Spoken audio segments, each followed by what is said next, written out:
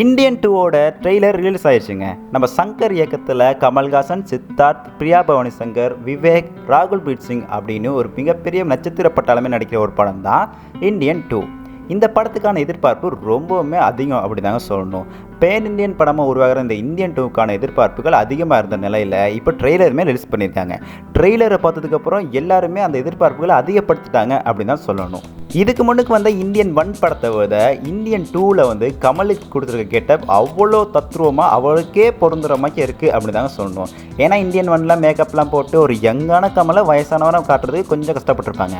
ஆனால் இதில் வயசான கெட்டப்புக்கு வயசான கமலே இருக்கார். ஸோ அதனால் அந்த பிரச்சனையே இல்லை. அப்படிங்கிறனால அந்த கெட்டப்புக்குமே அவர் ரொம்ப அழகாக பொருந்திருக்காரு அப்படின்னு தான் சொல்லணும். போன படத்தில் தமிழ்நாட்டில் நடக்கிற மாதிரி தான் சில கதைகள் அமைஞ்சிருந்துச்சு. ஆனால் இந்த படத்தில் அப்படி கிடையாது. தமிழ்நாட்டை தவிர்த்து நிறைய இடங்களுக்கு ட்ராவல் பண்ணியிருக்காங்க அப்படின்னு இந்த ட்ரெய்லரை பார்க்கும்போது நமக்கு நல்லாவே தெரிய வருது.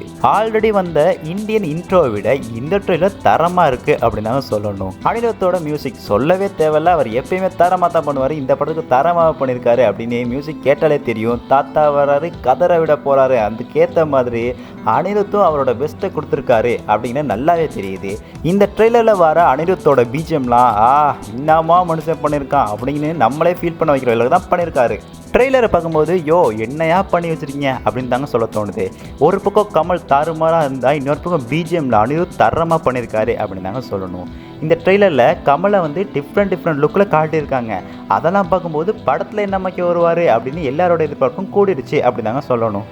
இந்தியனில் சேனாதிபதி விட்டு சொல்லாத ஒரு கதையை இந்தியன் 2ல் சொல்ல போகிறாங்க போல் அப்படி தாங்க தெரியுது. ஏன்னா இவர் ஒரு ஃபைட்டர் அப்படின்னு சொல்லி அதுக்கு ஒரு பேக் ஸ்டோரி இருக்குமோ அப்படின்னு நிறைய பேர் எதிர்பார்க்குறாங்க. ட்ரெய்லர் பார்க்கும்போது அப்படி தான் லைட்டாக தோணுது. உங்கள் கருத்து என்னங்கிறத மறக்காம கீழே கமெண்ட் பண்ணுங்கள். ஏன்னா இந்த படத்தில் கமலுக்கு அடுத்து சித்தார்த்துமே ஒரு மிகப்பெரிய ரோலில் இருக்காரு போல் அப்படி தாங்க தெரியுது. ஏன்னா இந்த ட்ரெய்லரை பார்க்கும்போது சேனாதிபதி திரும்ப வாரத்துக்கு சித்தார்த்தா வழிவகுக்கிறாரோ அப்படின்னு தோணுது.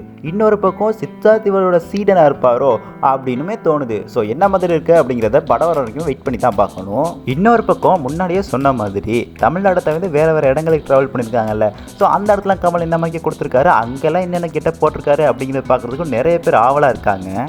போன படத்தில் மக்கள் சேனாதிபதியே களத்தில் இறங்காமல் சேனாதிபதியை கடத்தை கூட்டு வரதே மக்களாக தான் இருக்கும் அப்படின்னு ட்ரெய்லர் பார்க்கும்போது புரியுதுங்க. அண்ட் இன்னொரு பக்கம் காந்தி வழியில் நீங்கள், நேதாஜி வழியில் நான் அப்படின்னு சொல்லி மக்களோடவே இந்த போராட்டத்தை தொடங்குறாரு அப்படிங்கிறமே தெரிய வருது.